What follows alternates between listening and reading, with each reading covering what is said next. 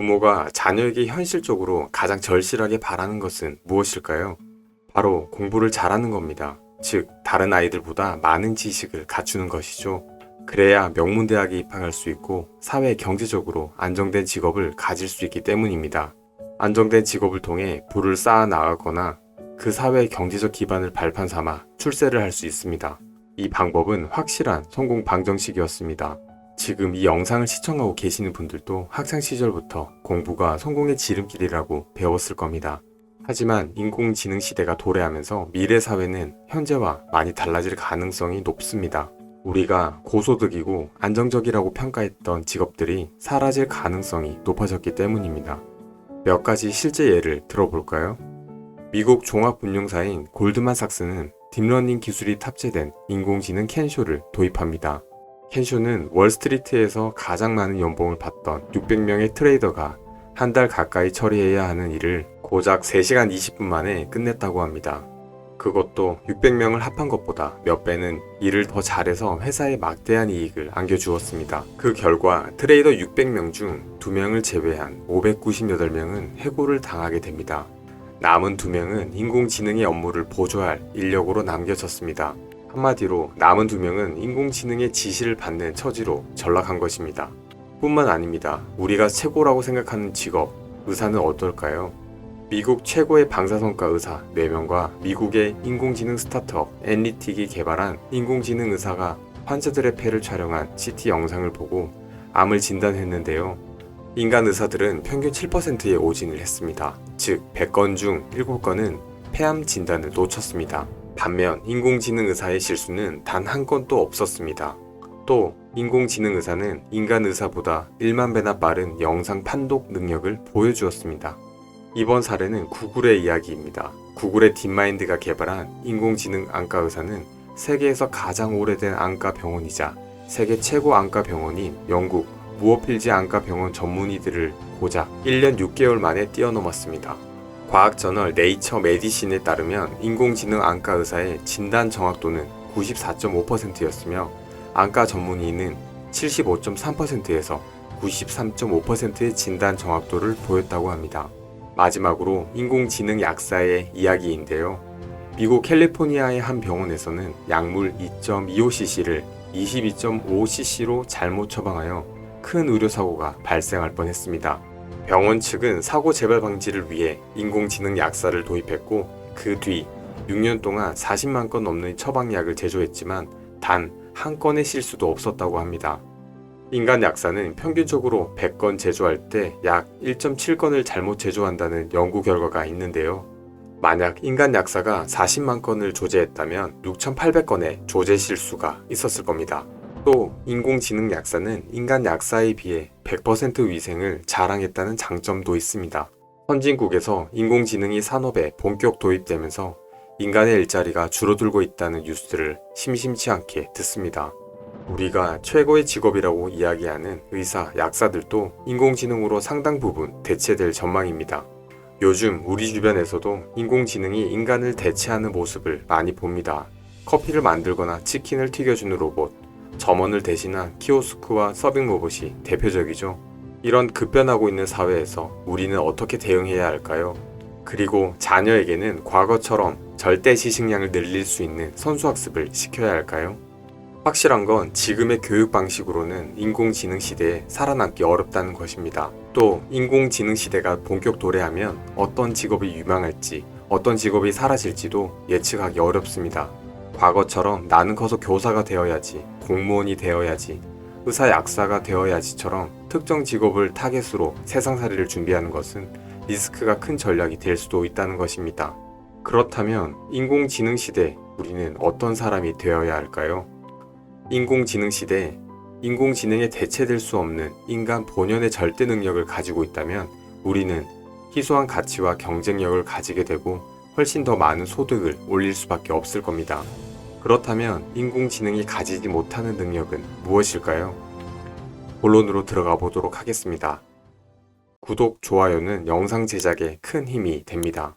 인공지능은 절대 가질 수 없는 인간 고유의 능력 2가지가 있습니다. 첫 번째는 공감 능력입니다. 공감 능력이란 철학에서 나온 용어로 타인의 생각과 감정을 타인의 입장에서 느끼고 이해할 줄 알고 이를 행동으로 옮기는 능력입니다. 특히 고통받고 있는 사람들의 처지에 서서 생각하고 느낄 줄 알고 그들의 고통을 덜어주기 위한 구체적인 행동을 할 줄 아는 능력입니다. 두 번째는 창조적 상상력입니다. 창조적 상상력은 기존에 없던 것을 새로 만들어내거나 기존에 있던 것에 혁신을 일으키는 능력입니다. 레오나르도 다빈치나 미켈란젤로 같은 천재들이 발휘한 창조적 상상력을 예로 들 수 있습니다. 스티븐 잡스의 아이폰도 창조적 상상력의 대표적인 사례입니다. 바로 이 두 가지 능력, 공감 능력과 창조적 상상력은 인공지능이 모방할 수 없는 인간 본연의 절대 능력입니다. 이 능력은 비유하면 지혜입니다. 인공지능이 가장 잘하는 것은 지식과 기술을 쌓는 일입니다. 인공지능은 먹지도 마시지도 쉬지도 자지도 않고 지식과 기술을 축적합니다. 그렇기 때문에 인간은 이 두 가지 영역에서는 인공지능을 절대로 따라잡을 수 없습니다. 그래서 인공지능 시대 우리는 공감 능력과 창조적 상상력을 키워야 합니다. 어른 아이 할 거 없이 AI 시대에 모두에게 필요한 능력입니다. 오래전부터 공감 능력과 창조적 상상력은 인류 사회를 크게 발전시켜 왔습니다. 수많은 예시가 있지만 한 가지 예시를 들어보겠습니다. 알렉산더 그레이엄 벨의 어머니는 청각장애인이었습니다. 벨은 그게 너무 마음이 아팠습니다. 그래서 청각장애 극복을 위한 연구를 시작했고 그 결과 현대식 보청기의 기반이 되는 전기장치가 부착된 최초의 보청기와 전화기까지 발명했습니다. 나아가 청각장애와 언어장애가 있는 아이들을 위한 학교를 세우기도 했습니다. 벨의 공감 능력과 창조적 상상력이 보청기와 전화기를 발명하게 된 것이죠. 공감 능력과 창의적인 상상력은 지금도 필요한 능력이지만 인공지능 시대가 본격 도래하면 훨씬 더 가치가 높아질 능력입니다. 우리는 다가올 인공지능 시대에 이 두 가지 능력을 반드시 길러야 합니다. 그렇다면 어떻게 공감 능력과 창조적 상상력을 키울 수 있을까요? 공감 능력과 창조적 상상력을 키우기 위해서는 우리는 바로 철학을 공부해야 하고 자녀들에게도 철학을 가르쳐야 합니다. 아니, 무슨 말 같지도 않은 소리인가요? 철학을 배우라고요? 라고 생각하시는 거 잘 압니다. 하지만 구독자 여러분, 영상 끝까지 봐주시기 바랍니다. 철학은 밝은 철, 배울 학이라는 한자를 쓰고 있습니다. 세상을 밝게 보는 눈을 기르는 학문이란 뜻인데요. 사전적 의미는 인간과 세계에 대한 근본 원리와 삶의 본질 따위를 연구하는 학문이라는 뜻입니다. 철학은 돈 안 되고 배고픈 학문의 대명사입니다.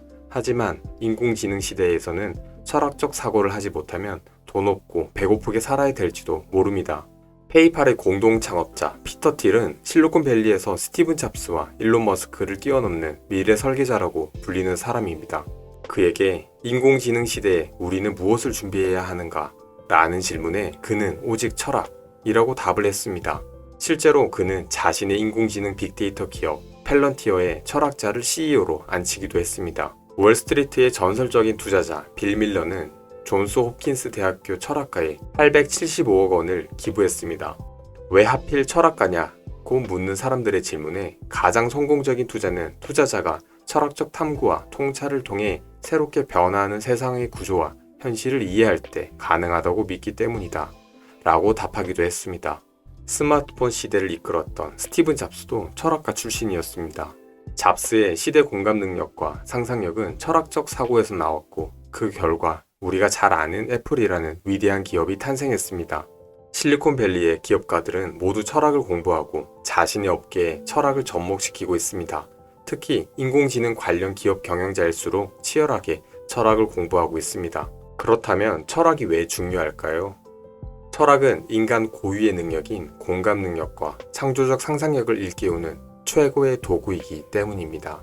즉, 철학하는 인간은 인공지능에게 대체될 수 없다는 것이죠. 아니, 인공지능의 지배자가 될 수 있습니다. 이는 역으로 말하면 철학하는 능력을 갖지 못한 사람은 인공지능에게 대체된다는 것입니다. 이제는 철학을 어떻게 공부해야 되며 철학 공부를 하면 왜 공감 능력과 창의적 상상력이 키워지는지 구체적으로 알아보겠습니다.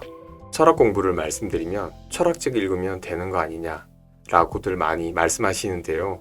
철학 거장들의 책을 단순히 읽는 것으로는 철학을 공부했다고 할 수가 없습니다. 궁극적으로 철학적 사고 능력을 키워야 합니다. 철학적 사고 능력은 트리비움을 통해서 기를 수 있습니다. 트리비움은 셋을 뜻하는 라틴어 트리와 기를 뜻하는 라틴어 비움의 합성어로 철학을 하는 세 가지 길, 즉 문법학, 논리학, 수사학을 의미합니다. 문법학은 철학서를 읽고 내용을 이해하는 것을 뜻합니다. 논리학은 철학서에서 터득한 철학자의 사고법을 도구 삼아 내 생각을 하는 것을 뜻합니다. 즉, 내 논리를 만드는 것이죠. 수사학은 내 생각을 글로 쓰고 나누는 것, 즉, 다른 사람들의 공감을 얻는 것이라고 보시면 됩니다. 철학의 활용 점정은 수사학입니다. 문법학을 통한 철학적 배경 지식과 스스로 생각하는 힘인 논리학을 모두 겸비해야 수사학을 할 수 있기 때문입니다. 구독자 여러분, 이번에는 종이와 펜을 꺼내서 행복을 주제로 글을 써보세요. 아마 갑자기 머리가 아파질 것입니다. 만약 우리가 수사학을 공부하는 사람이 행복을 주제로 글을 쓴다면 이런 전개가 펼쳐집니다. 행복의 의미에 대해서 깊게 파고들기 시작합니다. 펜을 들기 전에는 생각지도 못했던 다양한 질문들, 감각적 행복과 정신적 행복, 둘 중 무엇이 진정한 행복인가? 내가 진정으로 행복해지려면 어떤 생각을 해야 하고 무슨 행동을 해야 하며 누구와 함께 해야 하는가? 내가 추구하는 행복이 주변의 사람들 또는 내가 속한 공동체가 추구하는 행복과 차이가 있다면 나는 어떻게 해야 하는가? 등등을 스스로에게 스스럼 없이 질문을 던지고 답을 찾으려고 애쓰는 자기 자신을 마주하게 됩니다. 여기에 더해 쓴 글을 다른 사람들에게 읽어주고 그들의 공감과 지지를 얻으려면 어떻게 해야 할까? 라고 확장적 사고를 가지게 됩니다. 자신도 모르게 가상의 인물들을 눈앞에 놓고 온 마음을 다해 그들을 설득하면서 글을 쓰게 될 것입니다. 이렇게 글을 쓰고 나면 어떤 능력이 키워질까요? 트리비움의 수사학을 실천하면 자신도 모르게 다음 4가지 능력을 기르게 됩니다. 첫 번째, 깊게 생각하는 능력. 두 번째, 생각을 정밀하게 다듬는 능력. 세 번째, 생각을 알기 쉽게 표현하는 능력. 네 번째, 다른 사람들과 공감하는 능력. 첫 번째, 두 번째는 창조적 상상력을 길러주게 되고 세 번째, 네 번째는 공감 능력을 길러줍니다. 즉, 트리비움의 수사학을 하는 것만으로도 인공지능은 절대로 가질 수 없는 인간 고유의 능력을 기를 수 있습니다. 그래서 최근 미국, 유럽, 일본의 미래형 학교들이 수사학을 교육과정의 핵심으로 삼고 있습니다. 이것이 우리가 배워야 할 진정한 철학입니다. 여러분, 이제 우리는 진짜 철학을 해야 합니다. 철학자들의 사고법을 도구 삼아 자신의 머리로 스스로 생각할 수 있어야 합니다. 아니, 철학자들의 사고법을 뛰어넘어 자신만의 사고법을 창조할 수 있어야 합니다. 당신의 내면에서 논리적으로 다듬어진 생각들을 설득력 있게 글로 쓸 수 있어야 하고 당신의 글을 사람들과 가슴으로 나눌 수 있어야 합니다. 그렇지 않으면 우리는 인공지능에게 지시를 내리는 사람이 아니라 지시를 받는 사람이 될 수밖에 없습니다. 인간의 역사에서 불의 발견은 원시 시대에서 문명 시대로 넘어오는 계기가 되었습니다. 불을 다룰 수 있고 없고의 차이가 지배층과 피지배층을 만들었습니다. 저는 인공지능 시대에서 인공지능을 다룰 수 있고 없고의 차이가 새로운 계층을 만들 거라고 생각합니다. 다가올 인공지능 시대를 위해 철학을 공부해보는 건 어떨까요? 오늘도 여러분들의 풍요로운 삶을 응원합니다.